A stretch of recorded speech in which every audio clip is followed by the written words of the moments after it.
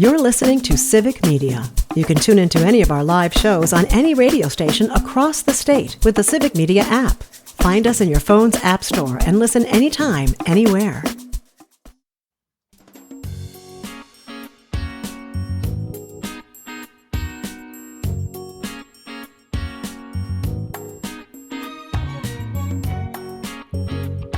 Live across Wisconsin on Civic Media, you're listening to Mornings with Pat Kreitlow, powered by Up North News.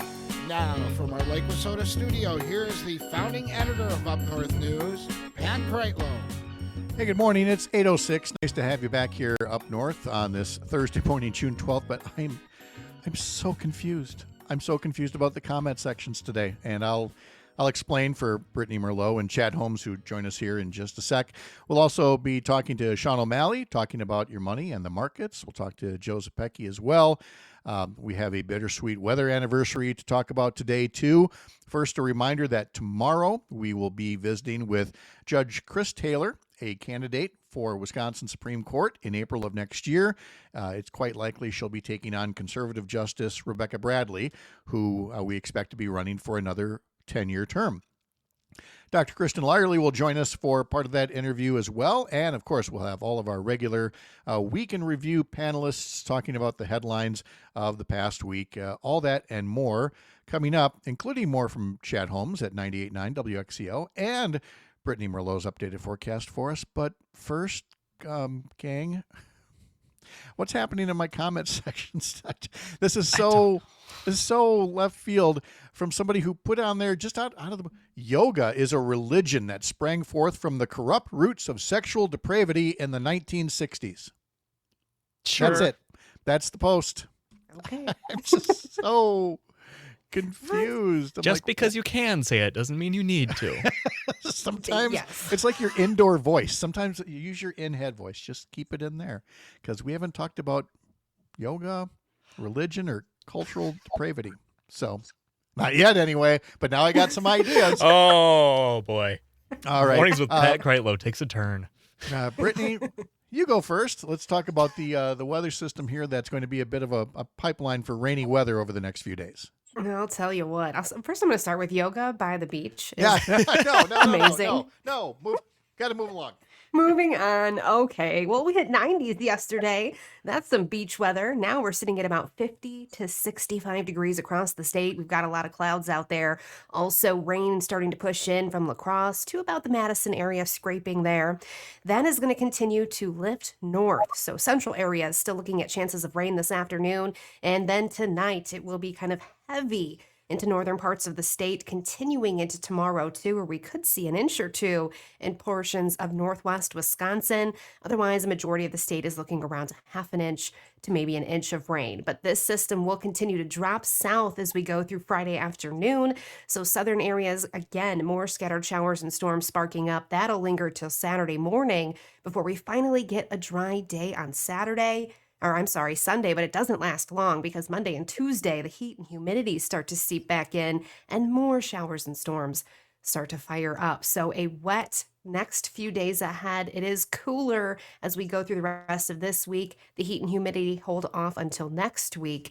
But again, yes, a lot of rain rolling through starting today. So we're going to get the rain, but we're not looking at anything that has severe potential to it. No, right? not until Okay. next week. Next week, probably. That's all right, because today, this is the anniversary of the new Richmond tornado. It was on this day in 1899 when an estimated F5 tornado formed in the early evening and tore a 45-mile path of destruction through St. Croix, Polk, and Barron counties, causing 117 deaths. And to this day, it remains the 9th deadliest tornado in U.S. history, as well as the deadliest ever recorded in Wisconsin. Now, admittedly, we don't have nearly the forecasting and warning capabilities that we do now, but I mean, we've certainly seen our share of F5s. We know that tornadoes can go on for miles and miles and miles. So even if you hear a tornado warning in a nearby county, you can't just dismiss it and go, well, that's just them. It won't get to us, Brittany. These things they're not fully predictable, as we well know.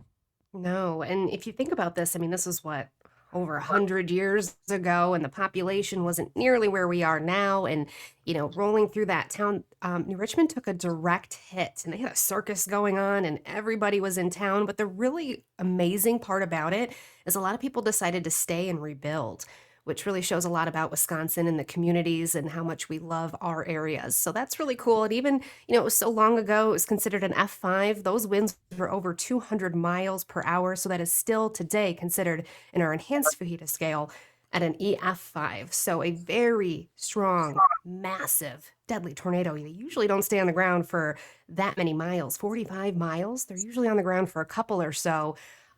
So yes, while we may see a lot of weaker tornadoes more often, these stronger ones are possible. They do happen in our state. And not to mention, we're seeing that tornado alley, the classic tornado alley, shift further north and further east.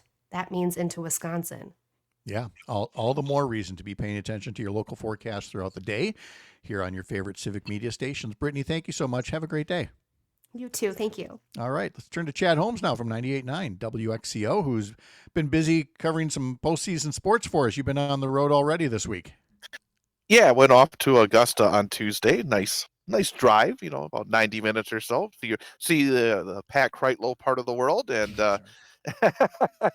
but no, it was fun. And actually now the high school aspect of my season is over, so it's a little sad. I got to count up the game. I'm actually going to do that here the next day or two to count up how many I did for the 2024-2025 season, because I really don't know.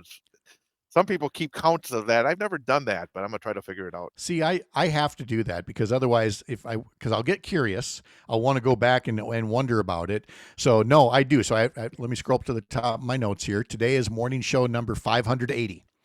I admire you that you've been able to keep track of that, because actually I thought about this because the other night I was watching the Stanley Cup, and one of the broadcasters, Eddie Olczyk, and they said, "Congratulations, Eddie, this is your 1,000th national TV broadcast." And I thought, man.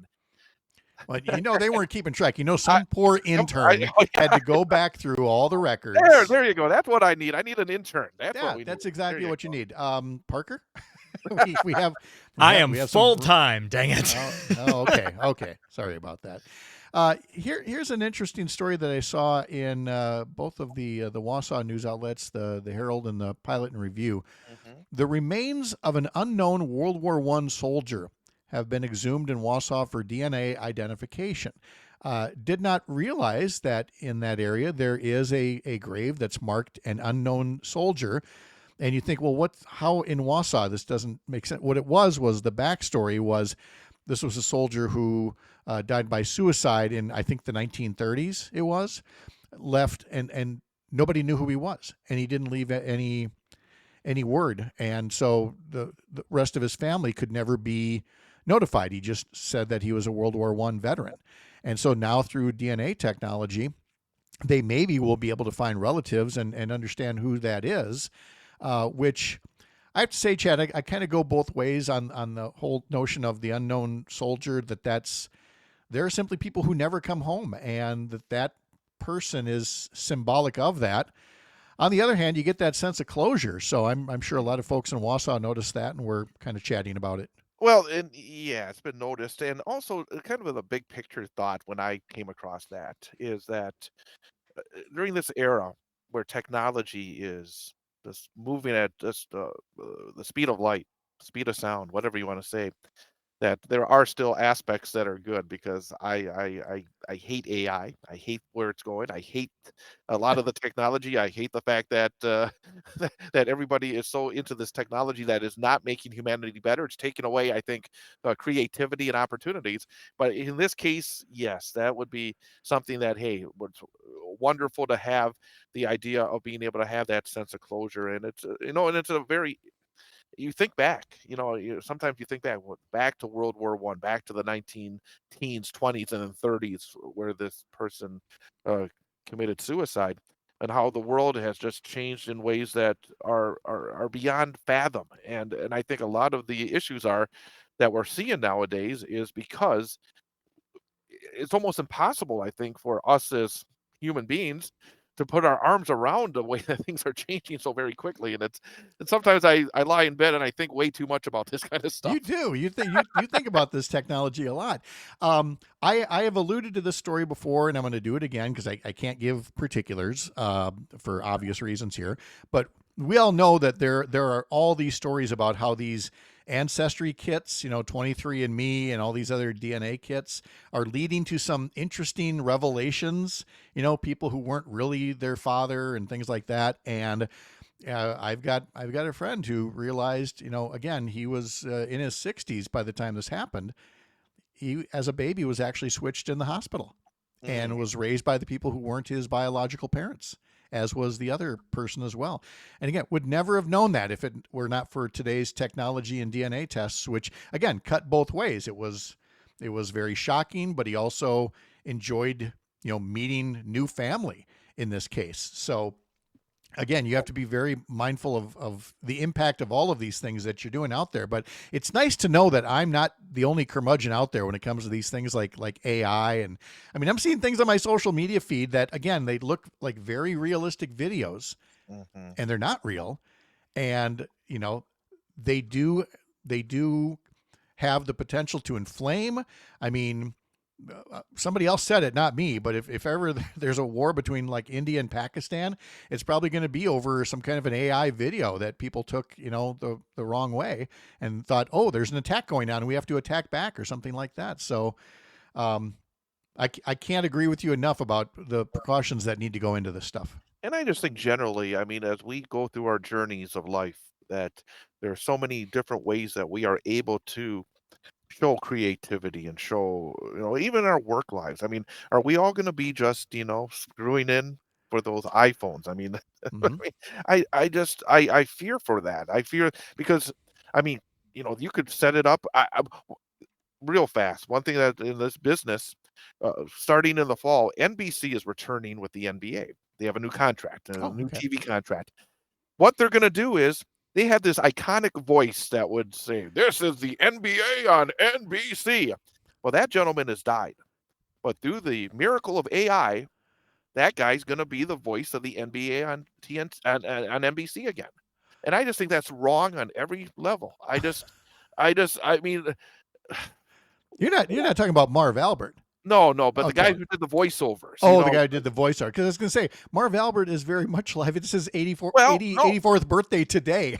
So I want to make sure we weren't offing poor Marv. But you remember the last Olympics, NBC did this highlight package every single day of the Olympics and used the voice of Al Michaels through AI. But it wasn't Al Michaels, right? It wasn't Al Michaels. No. But I mean, are we all going to be just basically service folks in the future? Well, there are people who think, and others are kind of embracing that and saying, well, it's going to happen anyway, so let's do this. Here's the thing, we'll end it on the Trump big bloated boondoggle budget bill, is that when some Republicans found out that contained in that bill is a restriction that states would not be allowed to regulate AI for 10 years. I mean, honest, Marjorie Taylor Greene and I agree on something. She was the first one out of the gate saying, I'd never voted for this bill if that was in. It's definitely coming out. Who put that in, though? That's the question. That's the thing. Put that in. Yep. And, what were they getting out of it? So thanks again for joining us for a couple of old men afraid of technology. And now we're going to be calm and move on. Chad Holmes, here I'm on 98.9 WXCO, and we will talk to you a little later. Thank you, sir. Bye-bye. All right. Still ahead, Sean O'Malley about your money in the markets, and Joe Zepecki from the heart of America's up north, live from Lake Wausau. Thanks for making this the place to spend part of your mornings. I'm Pat Kreitlow. This is the Civic Media Radio Network.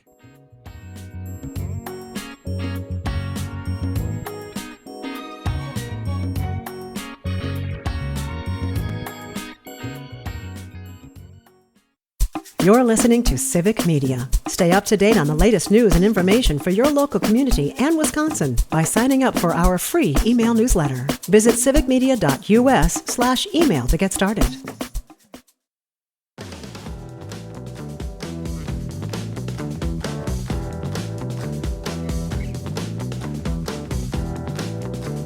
From the text line, we had a story earlier about how President Trump and Defense Secretary Hegseth are changing names. They're dropping names off of ships. They're taking books out of like libraries, like at the Naval Academy. Steve in Milwaukee writes, so disgusted that people don't know or worse, dismiss news like how Hegseth and Trump are renaming 7 bases back to their loser Confederate generals, to literal losers. Dan in White House writes in on the text line, what happened to Drill Baby Drill? Gas is up 70 cents since Joe over by my house. I don't know. Excellent question. We talked a bit in our climate check segment with Melissa Baldoff about, which way the Trump administration is going on things there. But you got to understand they're very distracted. They're trying to do 90 trade deals in 90 days. That's what the president promised us, 90 trade deals in 90 days. So let's get an update on that and other things that affect your money in the markets with finance and economics expert Sean O'Malley. Sean, how are you? I'm doing well, Pat. Good morning. Good morning. Good to see you here. So let's see, where are we at on the 90 deals in 90 days? Are we at 2 yet? One. Okay. One is the loneliest number, as the song goes. So we have one deal done with the United Kingdom, and as we know, the next sort of target for the Trump administration is China. Well, here's the thing with China. Here's the headline from the New York Times yesterday. And Sean, I will have you hit that stop camera button, and we'll save your bandwidth for the audio here. The New York Times headline says a new China trade deal, and they put deal in quotation marks, takes the U.S. back to where it started. The subhead says, if a handshake agreement holds, it will merely undo some of the damage from the trade war that President Trump started.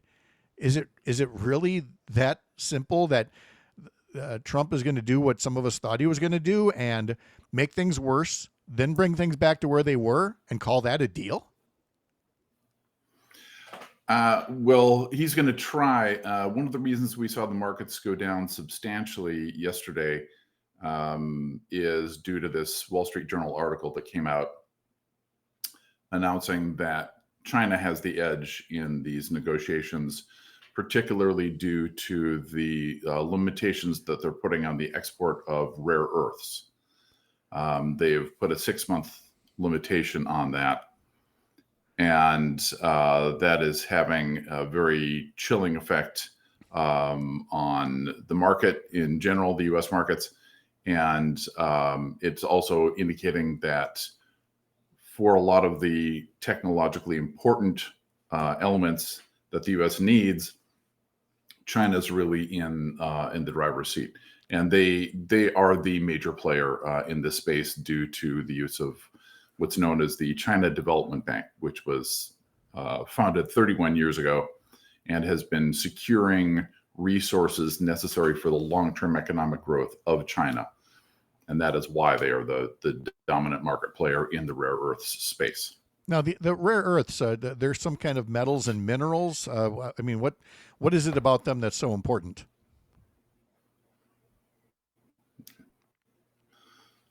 Okay, sorry, Pat. That's okay. I know we might have had a glitch there, and I just wanted you to tell me more about rare earth metals and materials.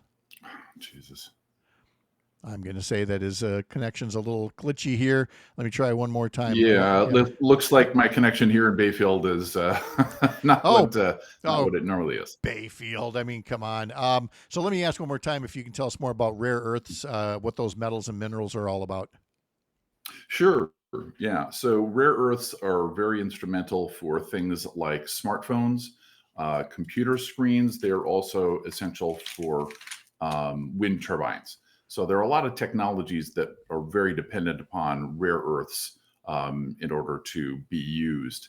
And the lack of them will have an economic impact on us. Yeah. So China has been focusing, on these rare earths for, some 3 decades now. So yes. What is it that China wants to do in terms of, easing any export limits on those? Well, they're offering us a brief respite, right, of 6 months. It's not much of a window, which is why the markets did go down.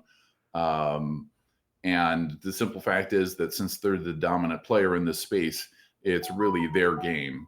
It's not for the U.S. to basically, we can't go in with any bluster and hope to be successful. Is this essentially the poster child for what we've been talking about, that, President Trump is always acting like he's in the driver's seat because of the American consumer marketplace, and so do more stuff here. But those rare earths aren't here, and if rare earth minerals aren't the poster child, I guess the other one would be bananas, because of that congresswoman who pointed out to a Trump official when he said, we just need to grow more things. We have to make more things here. And she's like, we can't make bananas in the U.S. There are just some things where you need good trade agreements. Yeah, you're referencing the quote by Commerce Secretary Howard Lutkin. To spill a little tea on Commerce Secretary Lutkin, I know very well one of the people that worked very closely with Howard for a lot of years, and he has been called probably the dumbest man to ever be Commerce Secretary, and that opinion has been affirmed by a former very close associate. Well, if you don't know that you can't make bananas in the U.S., I would imagine that's the case. I mean, we've certainly seen in his testimony in the Q&A that, again, there's a lot of bluster involved in this, and not the realities. To, again, the point where you're making things worse, and then you make a deal to bring things back to zero. Those aren't real deals. Sean O'Malley is with us from Bayfield. We're going to pause for a break here, and then we'll come back. And at that point, the opening bell will have sounded on Wall Street, and we'll talk a bit more about the state of the economy and employment and corporate earnings and things like that. Joe Zepecki is still on the way as well. If you missed it last night, the Brewers lost to Atlanta 6-2. Atlanta took 2 out of 3 games, and so now St. Louis comes to town. Pre-game for the Cardinals Brewers starts at 6:05 on the Civic Media Radio Network. I'm Pat Kreitlow, live from Lake Wausau. Back in a bit.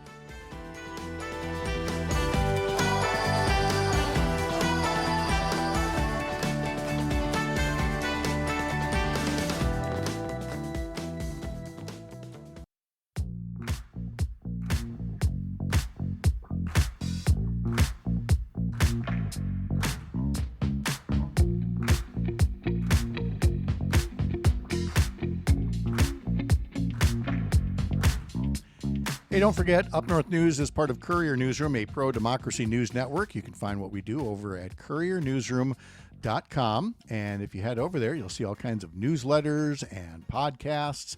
One of the newsletters by Melissa Ryan is called Control, Alt-Right, Delete.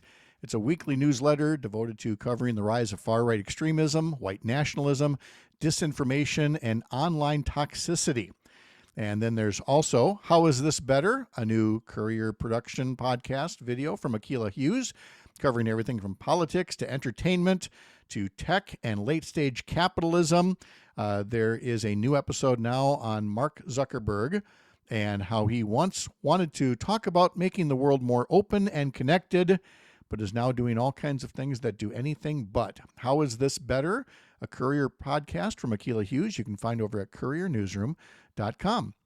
Let's continue our conversation now with Sean O'Malley. Now that the markets have opened for the day, Sean, we know we've talked earlier about some of the market volatility, shall we say.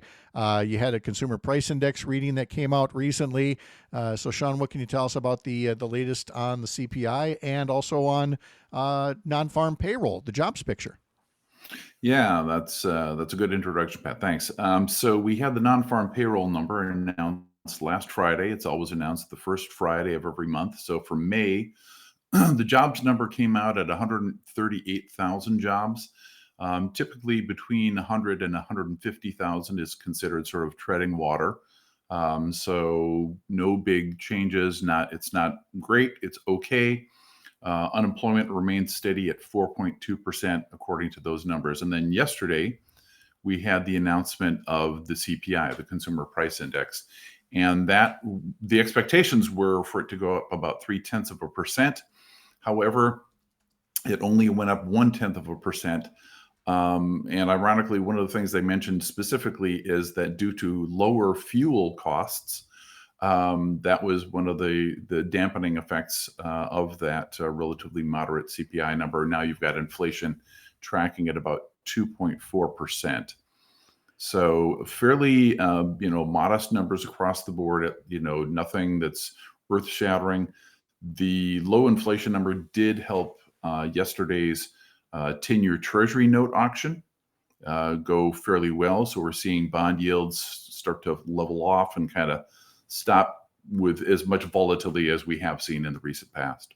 All right. Always appreciate the update on how our money is affected by the markets and the news that comes out of Washington, D.C. and elsewhere. Sean O'Malley, good to catch up as always. We'll talk to you next week. All right. Thanks, Pat. All right. Thank you. Let's see. It's 8:38 right now. Again, a reminder, Brewer baseball against the Cardinals. 6:05 is the pregame on several Civic Media radio stations, and that would include tonight the major league debut for the Brewers of minor league pitching phenom right-hander Jacob Misiorowski.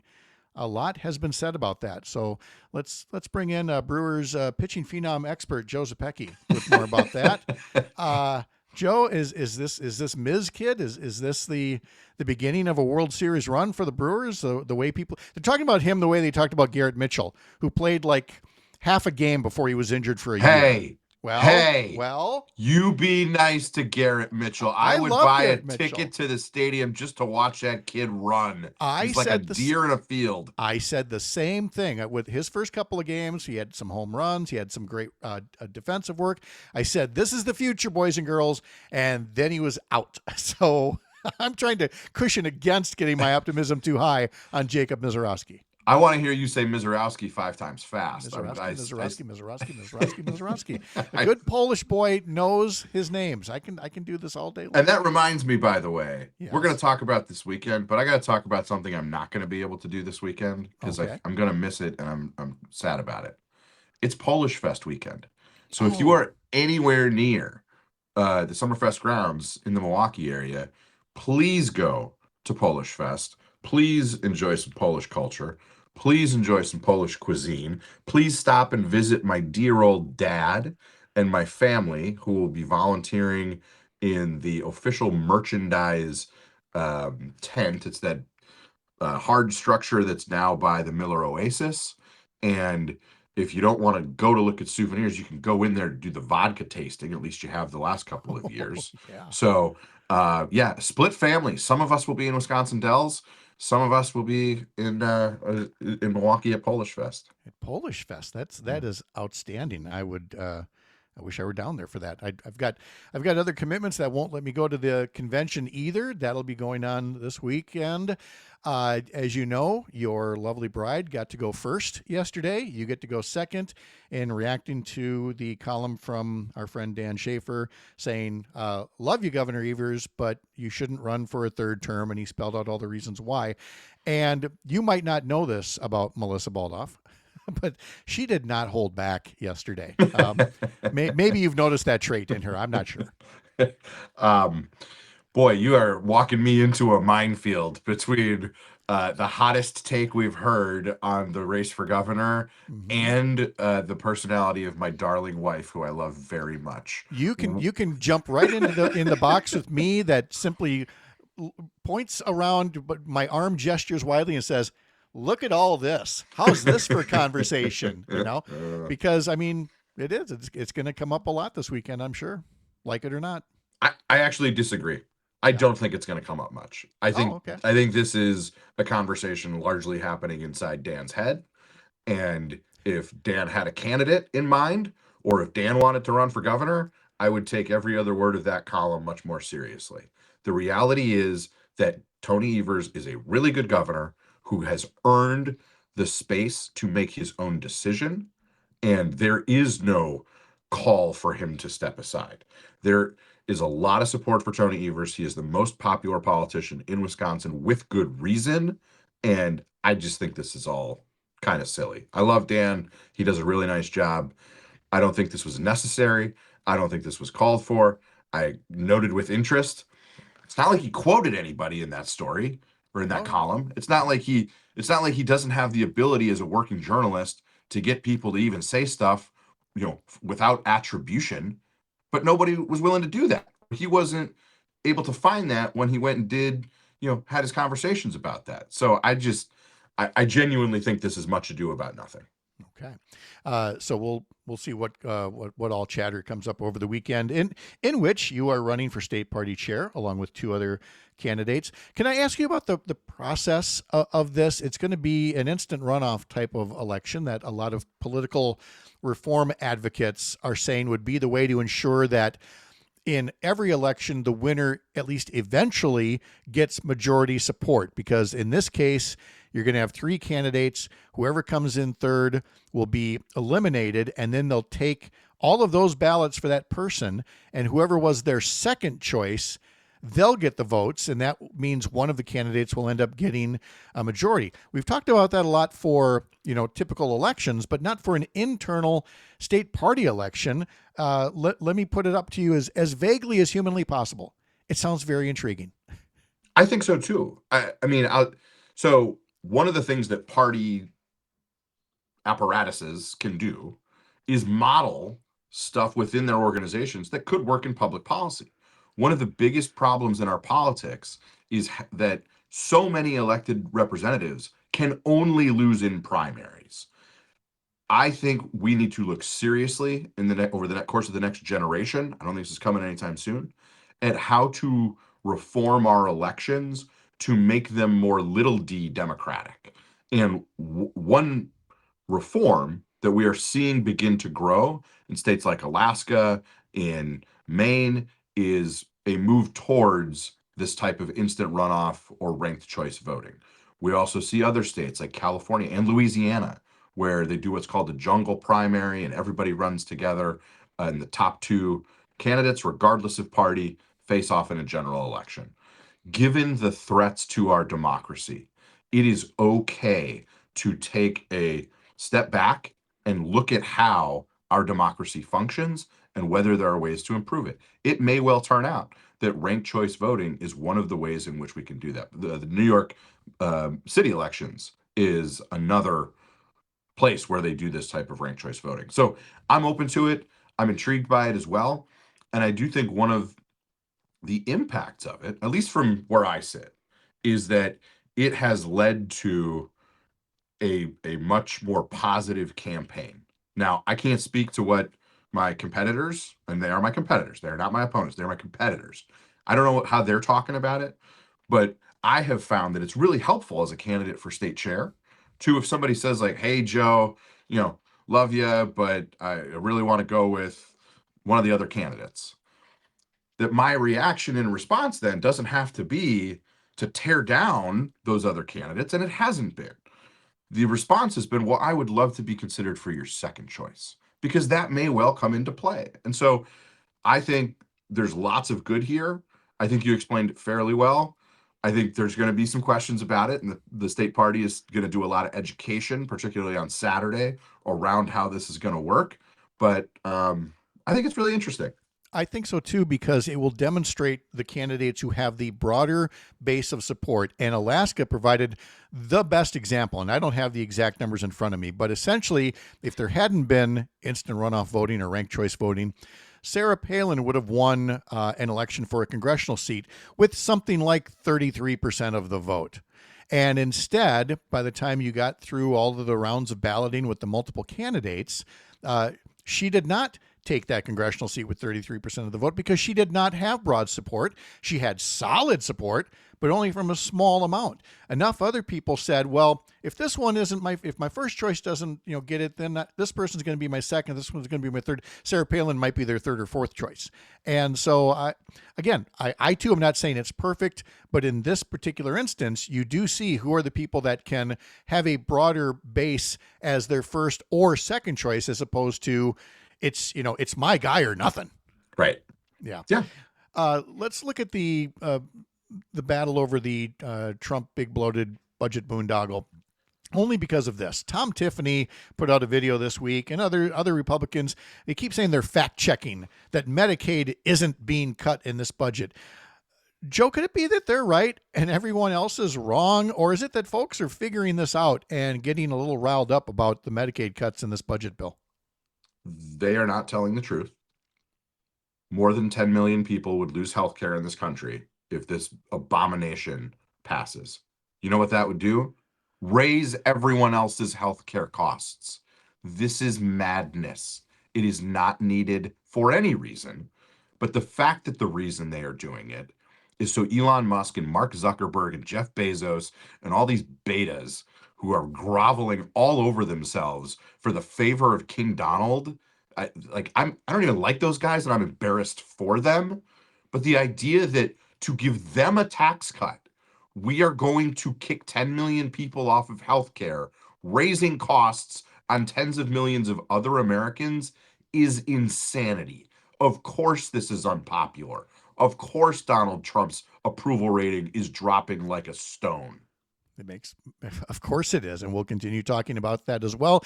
A local update is next for some of you. Others will stick around here for a few final notes and some news. Tomorrow, we'll have Chris Taylor, judge and candidate for state Supreme Court, Dr. Kristen Lyerly. We'll have our week in review panel. We'll talk to Mike Clemens with a little bit of sports as well. Don't forget to sign up for our newsletters, upnorthnewswi.com.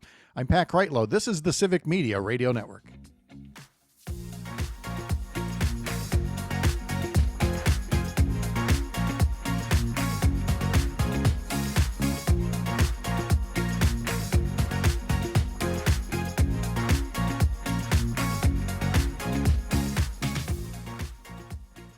You're listening to Civic Media.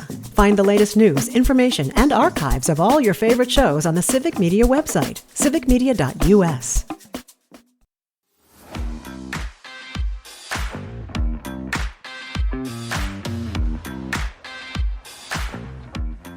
Here's the lineup for later today on Civic Media. Matt Nair on Air is next. Jane Matt Nair, Greg Bach from 9 to 11. Former U.S. Attorney Jim Santel joins us in the 9 o'clock hour. Sports reporter J.R. Radcliffe from the Milwaukee Journal-Sentinel around 10:30. And, of course, they wrap up with This Shouldn't Be a Thing. The Maggie Dawn Show includes a visit from Jeremy Janine from Urban Milwaukee at about 4:50 this afternoon.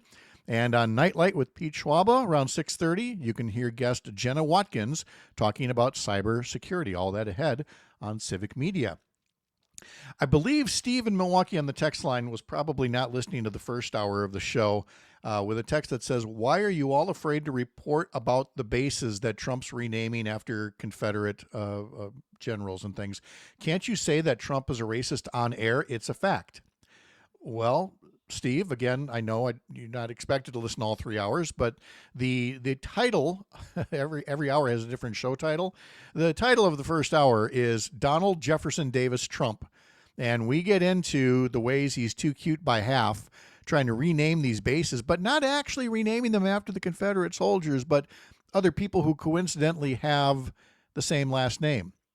It is garbage. It is racist, and you should listen back to it. Our 6 a.m. hour, either head to upnorthnewswi.com, head to civicmedia.us and head to our show page and listen back to it, or subscribe to us as a podcast on Spotify or on Apple Podcasts, depending on where you get your favorite podcast, your preferred platform, as it were. Joe Zepecki is back here with us now, and we've hit the Medicaid cuts that are actually cuts, no matter what Tom Tiffany says they are. So let's take it to the legislature instead here, where we talked to Senate Democratic Leader Dianne Hesselbein earlier this morning, and the way that this apparent agreement by Republicans to fund the Knowles Nelson Stewardship Program, I thought it sounded too good to be true. And I was right, because I learned from a Journal-Sentinel story that the bill now says, well, the bill doesn't take effect if this other bill doesn't pass as well, called a trailer bill. I would call it a poison pill. Here's the punchline. The other bill hasn't been filed yet. Don't even know what's in it yet. And I should look back at how many times I've used the term poison pill over the years on our website stories to call attention to this tactic that Republicans have, where they pretend to be for something until they find a way to torpedo it. It's a secret trailer bill. A secret trailer bill. They won't tell you what it is. That's the absurdity of this, is rather than allow folks to take a vote on the record representing their constituents by saying, I am for this or I am against this, and letting the chips fall, they're saying, you have to decide if you're for or against this without even knowing what you're voting for, because of the attachment of that secret trailer bill. It's ridiculous. I am looking at the text line here, and I guess I have to come back to Medicaid and Medicare because Kevin in Mukwanago says, be honest with your few and far between listeners and viewers. Ouch, Kevin. And let them know exactly who the cuts affect. They do not affect those that truly need them. Again, we're going to hear this talking point again and again that somehow for Medicaid alone, 600 to 700 billion with a B dollars over the next 10 years, that you think there are so many undocumented immigrants who are signing up for Medicaid coverage, knowing that if they're found out they'd be deported. You think there's 600 billion plus in undocumented immigrants and other waste, fraud, and abuse? Joe, we're going to keep hearing this, and I don't know how many times I can cue up the old Bill Clinton thing where he goes, give me a break. What's this gentleman's name? Steve? Kevin. Okay. Yeah. Let's assume Kevin is operating in good faith and explain to him how work requirements, which is what Republicans are saying these are for, how these will be so devastating that they will have the impact of kicking up to 10 million people off healthcare, maybe more, and making everybody's healthcare cost more. Almost everyone who is a working age adult, 18 to 64, who gets Medicaid is already working or active in their community. Instead of having to certify multiple times a year that they have physical challenges, health challenges that require assistance from Medicaid, they are now going to have to go somewhere to recertify multiple times. And in many, many cases, these are not people with short-term illnesses. These are people with lifelong challenges that don't heal, they don't get better.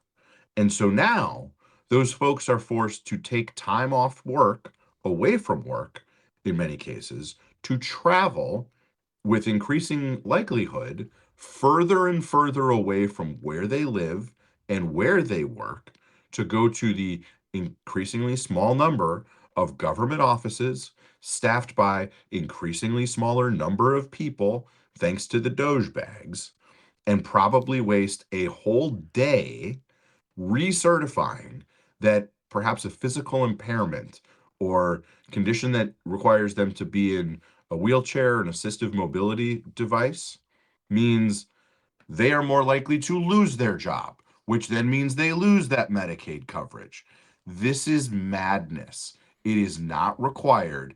And anybody who thinks that the solve to make Medicaid or Medicare more effective is to force people to go through onerous paperwork and reporting and recertification requirements does not understand just how difficult that is. And I'm just going to point this out. If they're so concerned about fraud, waste, and abuse, where is the outrage over Donald Trump pardoning someone who stole $50 million from Medicare with no explanation, days before that particular offender was going to have to pay back what he stole from Medicaid? That is fraud, waste, and abuse. You want to go after that? Be my guest. But don't give Donald Trump a pass on pardoning that clown while singing hosannas about how this is just, rooting out fraud, waste, and abuse. Joe Zepecki gets the last word. Thank you, Joe. Thank you for being with us today. Have a wonderful Thursday. We'll see you tomorrow morning here up north.